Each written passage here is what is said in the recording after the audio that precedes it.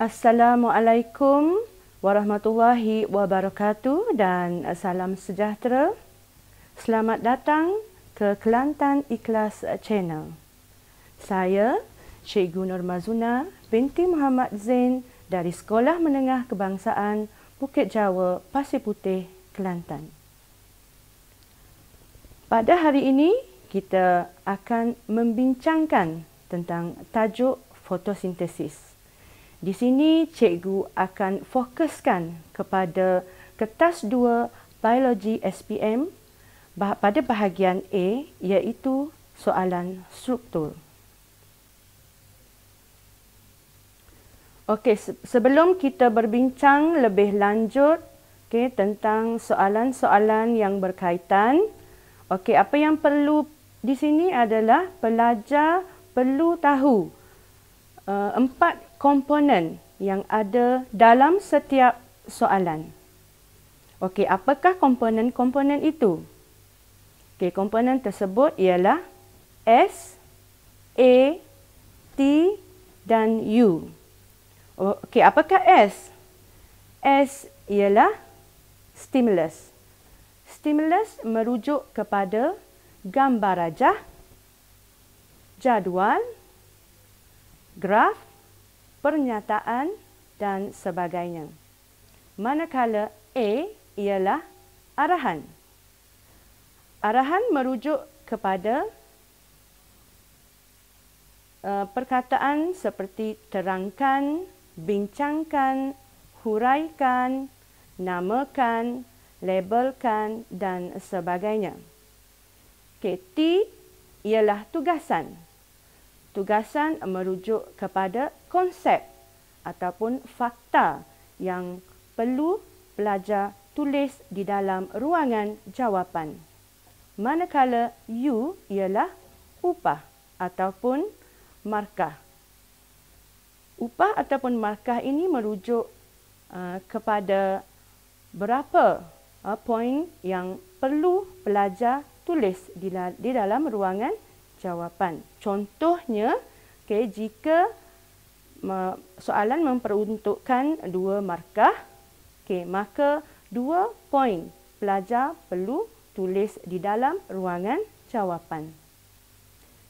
Cuba kita lihat soalan ini. Rajah 6.2a menunjukkan keratan rentas daun. Rajah 6.2b menunjukkan satu organel yang dijumpai dengan banyak dalam P dan Q. Cuba lihat rajah 6.2a dan juga 6.2b. Ini merupakan stimulus kepada soalan ini. Kita tengok kepada soalan yang berikutnya. Nyatakan perbezaan antara tindak balas biokimia yang berlaku di dalam X dan Y. Di sini perkataan nyatakan adalah arahan, manakala perbezaan di antara tindak balas biokimia yang berlaku di dalam X dan Y adalah tugasan soalan. 4 markah yang diperuntukkan di dalam soalan ini. Baiklah pelajar, cuba kita lihat soalan 1. Soalan ini merupakan sumber daripada modul Biologi A plus JPN Negeri Kelantan 2019. Bagi soalan A, pada rajah 7.1.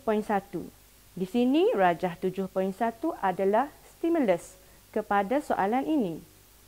Label dan namakan struktur yang mengandungi paling banyak kloroplas. Perkataan label dan namakan adalah arahan kepada soalan. Manakala struktur yang mengandungi paling banyak kloroplas adalah tugasan soalan. Markah yang diperuntukkan di sini adalah 1 markah. Soalan B, berdasarkan rajah 7.1, nyatakan 2 penyesuaian pada daun yang meningkatkan kadar fotosintesis.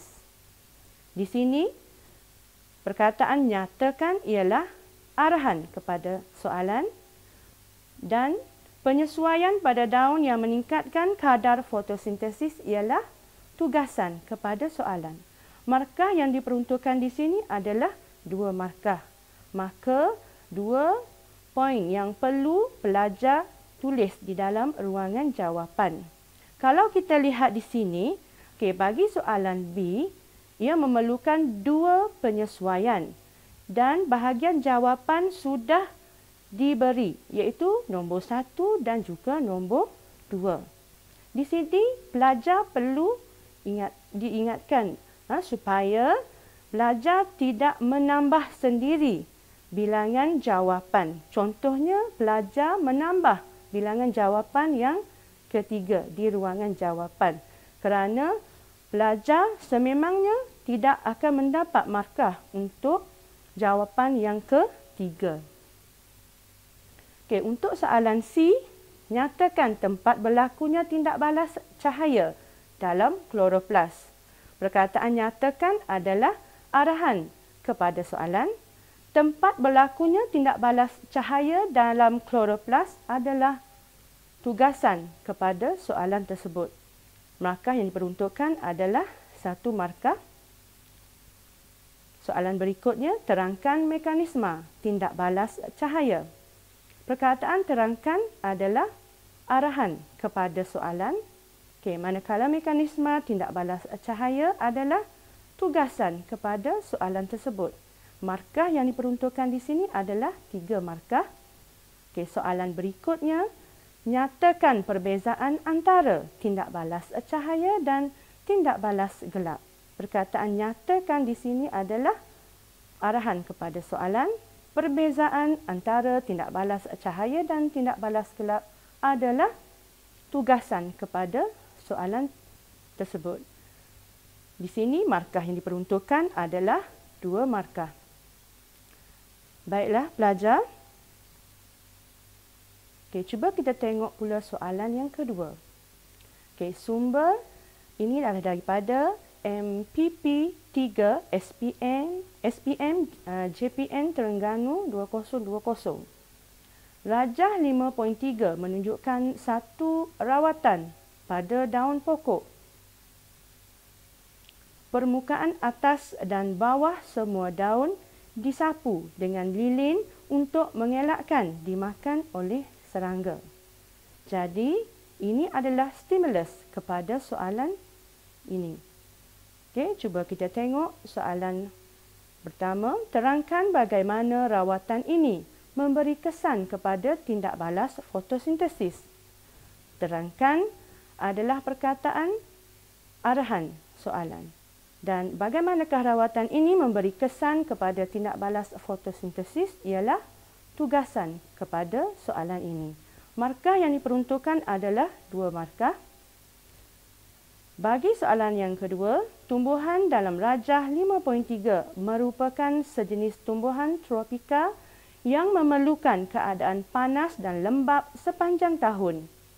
Cadangkan cara tanaman ini dapat ditanam di negara-negara yang mempunyai 4 musim. Jadi di sini perkataan cadangkan adalah arahan soalan. Cara tanaman ini dapat ditanam di negara-negara yang mempunyai 4 musim adalah tugasan kepada soalan ini. Markah yang diperuntukkan adalah 3 markah. Baiklah pelajar. Di sini cikgu sertakan sampel jawapan pelajar dan juga cadangan jawapan sebenar.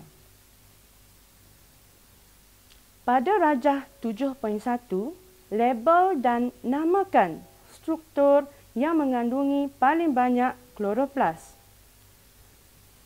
Di sini, label dan namakan adalah arahan soalan. Struktur yang mengandungi paling banyak kloroplas adalah tugasan soalan. Cuba lihat pada rajah. Apabila pelajar ingin melabelkan sesuatu gambar rajah, cuba elakkan daripada belajar membuat garisan anak panah.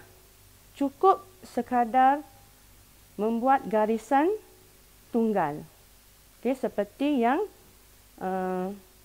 terdapat di dalam jawapan ini. Okey, jawapannya adalah sel mesofil palisad. Soalan yang kedua, iaitu B.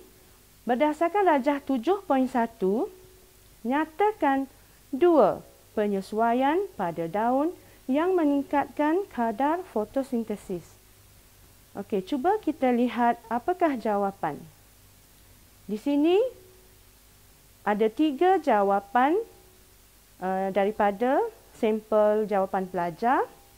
Okey, yang pertama, mempunyai satu lapisan sel epidermis atas yang tersusun rapat dan lutsina bagi membolehkan cahaya diserap oleh kloroplas dalam sel yang terletak jauh dari permukaan daun.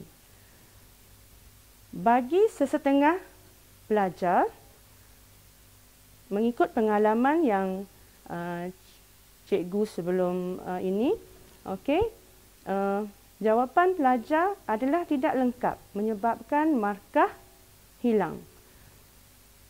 Pelajar hanya menulis fakta tanpa menulis penerangan.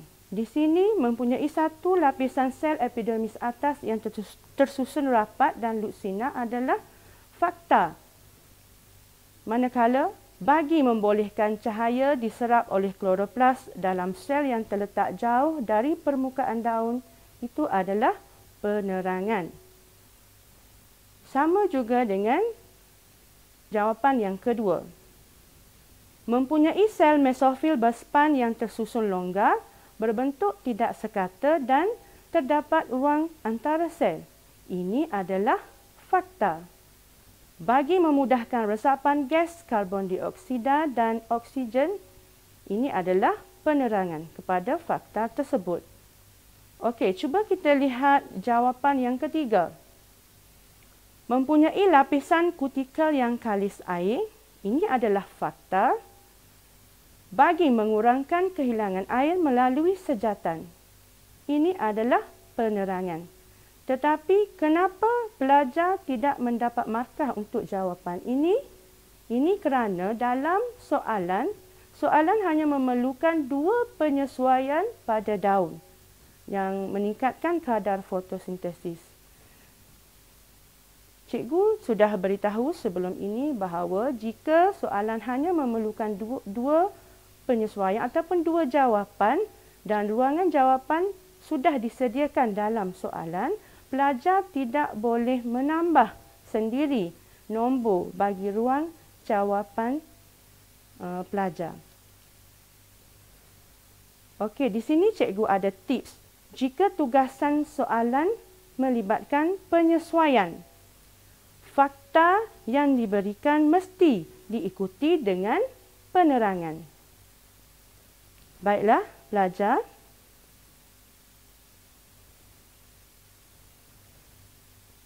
Cuba kita lihat soalan yang seterusnya. Nyatakan tempat berlakunya tindak balas cahaya dalam kloroplas. Okey, perkataan nyatakan adalah arahan kepada soalan. Tempat berlakunya tindak balas cahaya dalam kloroplas adalah tugasan soalan. Markah yang diperuntukkan adalah 1 markah. Okey, bagi jawapan ini, okey, jawapannya adalah granum. Okey, bagi soalan yang kedua, terangkan mekanisme tindak balas cahaya. Okey, perkataan terangkan merujuk kepada arahan soalan. Mekanisme tindak balas cahaya merujuk kepada tugasan soalan. Markah yang diperuntukkan di sini adalah 3 markah. Di sini cikgu ada sediakan rajah bagi membantu pelajar memahami mekanisme tindak balas cahaya.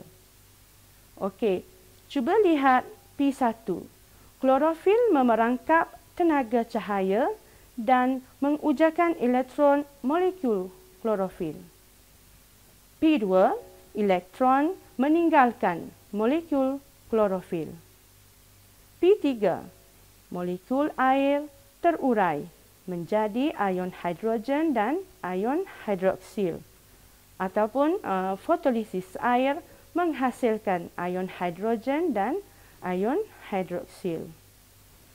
P4, ion hidrogen menerima elektron membentuk atom hidrogen. Dan yang akhir sekali, ion hidroksil membebaskan elektron membentuk kumpulan hidroksil ataupun ion hidroksil akan membentuk gas oksigen dan air. Tips yang cikgu ingin kongsikan di sini ialah jika tugasan soalan berkaitan dengan mekanisme, jawapan pelajar mesti mengikut susunan. Baiklah, pelajar. Kita teruskan dengan soalan yang berikutnya. Nyatakan perbezaan antara tindak balas cahaya dan tindak balas gelap. Perkataan nyatakan adalah arahan kepada soalan. Perbezaan antara tindak balas cahaya dan tindak balas gelap adalah tugasan kepada soalan ini. Markah yang diperuntukkan di sini adalah 2 markah. Jadi, jumlah jawapan yang diperlukan adalah 2 poin. Di sini, cikgu sediakan sebanyak 5 jawapan yang menunjukkan perbezaan antara tindak balas cahaya dan tindak balas gelap. Okey, cuba kita lihat tindak balas cahaya dan tindak balas gelap. Jika perbezaan mesti dari ciri yang sama. Cuba pelajar lihat pada perkataan yang berwarna hitam. Sama kan?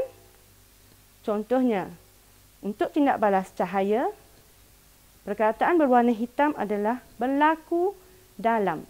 Sama juga dengan tindak balas gelap. Berlaku dalam. Maksudnya di sini, perbezaan mesti dari aspek ataupun ciri yang sama, iaitu tempat di mana tindak balas tersebut berlaku. Okey, untuk tindak balas cahaya, ia berlaku di dalam granum. Manakala tindak balas gelap berlaku di dalam stroma. Untuk jawapan yang kedua, tindak balas cahaya memerlukan tenaga cahaya. Tindak balas gelap tidak memerlukan tenaga cahaya. Jadi, cuba pelajar lihat perkataan yang berwarna hitam, iaitu tenaga cahaya. Jadi, perbezaan mesti dari ciri yang sama, iaitu keperluan tenaga cahaya matahari. Untuk jawapan yang ketiga, bagi tindak balas cahaya, melibatkan proses fotolisis air. Bagi tindak balas gelap, melibatkan proses penurunan karbon dioksida. Cuba perhatikan perkataan yang berwarna hitam. Juga sama kan? Melibatkan proses. Jadi, perbezaan mesti daripada aspek ataupun ciri yang sama, di mana apakah jenis proses yang terlibat dalam tindak balas tersebut. Untuk jawapan yang seterusnya, bagi tindak balas cahaya, bahan yang diperlukan ialah air. Bagi tindak balas gelap, bahan yang diperlukan ialah karbon dioksida. Cuba perhatikan perkataan yang berwarna hitam. Bahan yang diperlukan ialah. Jadi di sini perbezaan mesti dari aspek dan ciri yang sama, iaitu apakah bahan yang diperlukan dalam setiap tindak balas cahaya dan juga tindak balas gelap. Dan bagi jawapan yang terakhir, menghasilkan oksigen dan air bagi tindak balas cahaya, manakala dalam tindak balas gelap, ia menghasilkan glukosa dan air. Perbezaan yang ditunjukkan di sini adalah dari aspek bahan yang dihasilkan. Okey. Jadi tips yang penting di sini ialah pelajar mesti ingat jika tugasan soalan melibatkan perbezaan, perbezaan tersebut mesti daripada aspek ataupun ciri yang sama. Bagi soalan berikutnya, soalan D1, terangkan bagaimanakah rawatan ini memberi kesan kepada tindak balas fotosintesis. Cuba lihat stimulus soalan. Pada gambar rajah, permukaan atas dan bawah semua daun disapu dengan lilin untuk mengelakkan dimakan oleh serangga. Cuba kita lihat kembali soalan ini. Terangkan. Perkataan terangkan merujuk kepada arahan soalan. Bagaimanakah rawatan ini memberi kesan kepada tindak balas fotosintesis? Itu adalah tugasan soalan. Markah yang diperuntukkan adalah 2 markah. Di sini cikgu ingin memberi tips bagaimana untuk menjawab soalan ini. Jika tugasan soalan berkaitan dengan bagaimanakah, jawapan calon ataupun pelajar mesti bermula dari punca hingga kepada kesan. Mari kita tengok sama-sama apakah jawapan, sampel jawapan pelajar dan juga apakah jawapan sebenar.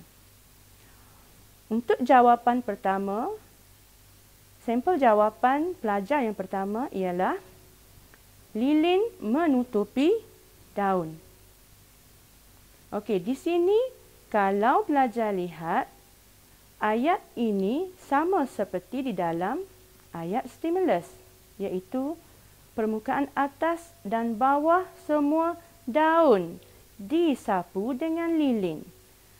Di dalam stimulus soalan sudah diberitahu bahawa daun disapu dengan lilin, maka mestilah lilin menutupi daun.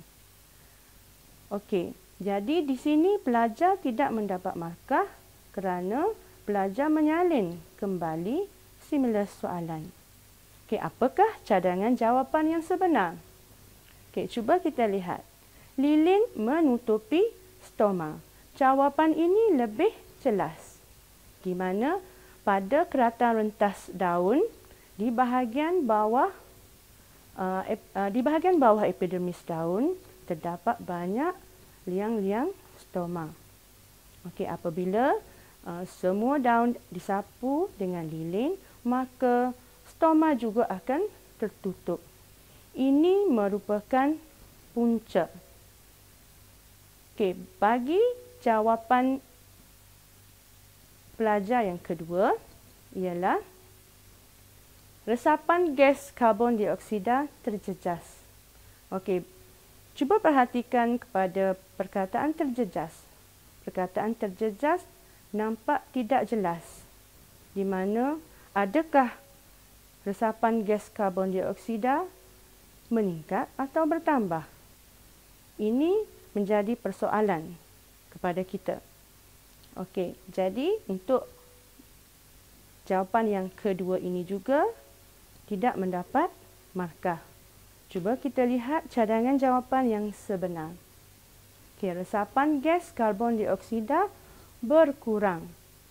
Okey, di sini kita nampak dengan jelas bahawa apabila lilin menutupi stoma, resapan gas karbon dioksida untuk proses fotosintesis akan berkurang. Ini juga adalah punca. Cuba kita lihat jawapan pelajar yang ketiga. Fotosintesis terganggu. Okey, perkataan terganggu juga adalah tidak jelas. Di mana persoalan yang kita akan fikirkan di sini, adakah fotosintesis akan meningkat ataupun berkurang? Untuk cadangan jawapan yang sebenar, kadar fotosintesis berkurang. So di sini kita tambah perkataan kadar yang menunjukkan kadar fotosintesis berkurang. Ini merupakan kesan kepada punca di atas. Bagi jawapan calon yang keempat, maka memberi kesan ke atas penghasilan glukosa. Perkataan memberi kesan juga tidak jelas. Perkataan ini juga disalin daripada soalan. Cuba perhatikan soalan di atas. Bagaimanakah rawatan ini memberi kesan kepada tindak balas fotosintesis? Jadi, untuk jawapan pelajar juga tidak mendapat markah. Cuba kita lihat cadangan jawapan yang sebenar. Maka kurang glukosa dihasilkan. Okey, apabila kadar fotosintesis berkurang, glukosa yang dihasilkan juga turut berkurang. Ini juga merupakan kesan kepada punca di atas. Jadi cikgu nak ingatkan sekali lagi, tips untuk menjawab soalan ini, pelajar mesti memerhatikan tugasan soalan. Okey, jika tugasan soalan bagaimana, maka jawapan mesti bermula daripada punca hingga kepada kesan. Baiklah pelajar,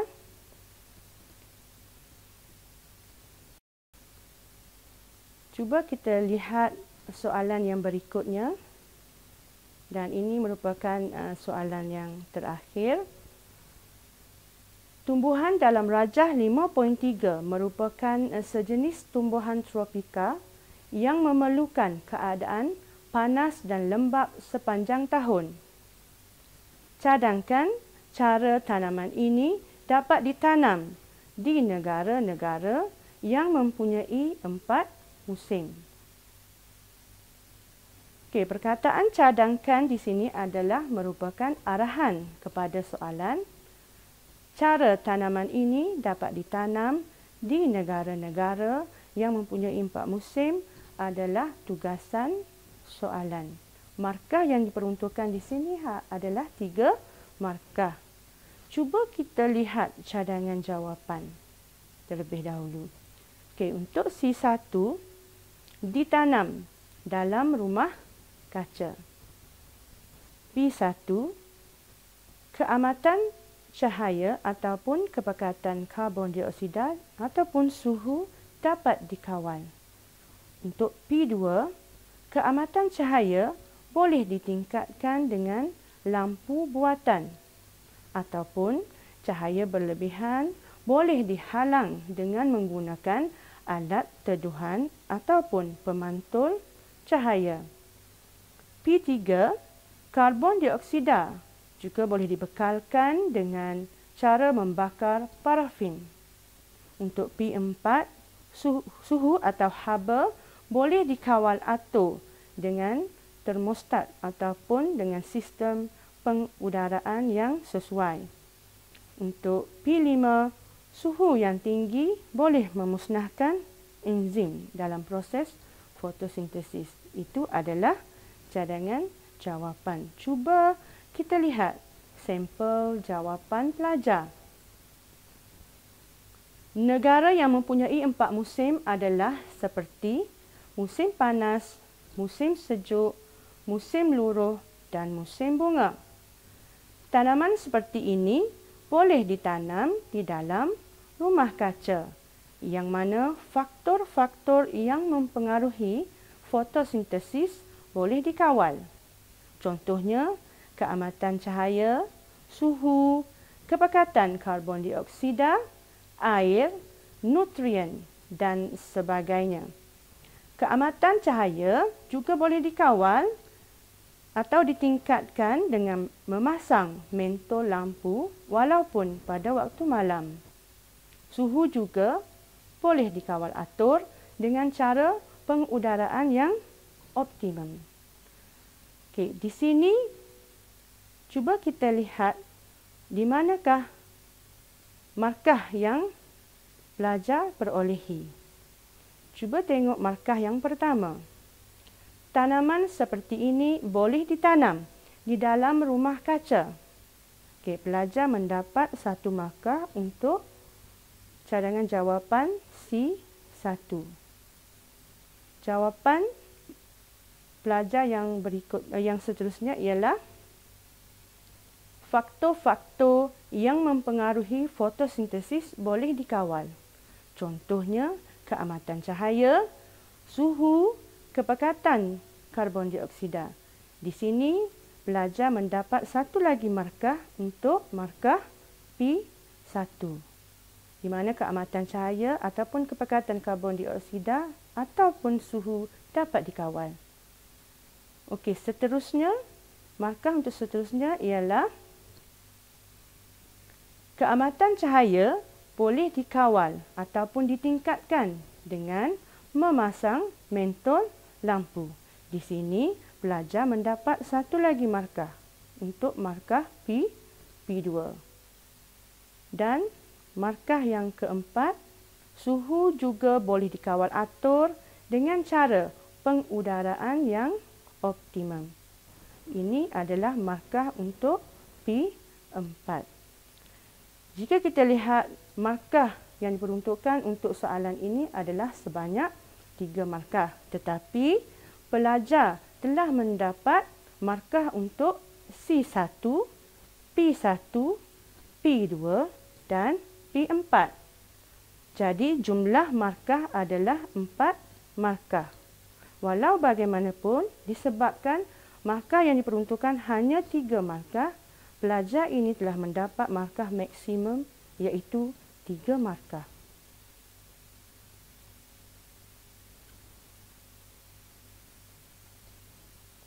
Sekian dulu. Cikgu nak ucapkan terima kasih kepada semua pelajar yang telah mengikuti sesi perkongsian dari cikgu pada hari ini. Hendak 1000 daya, mahu berjuta cara. InsyaAllah pasti berjaya. Semoga cemerlang SPM 2020. Sekian, terima kasih.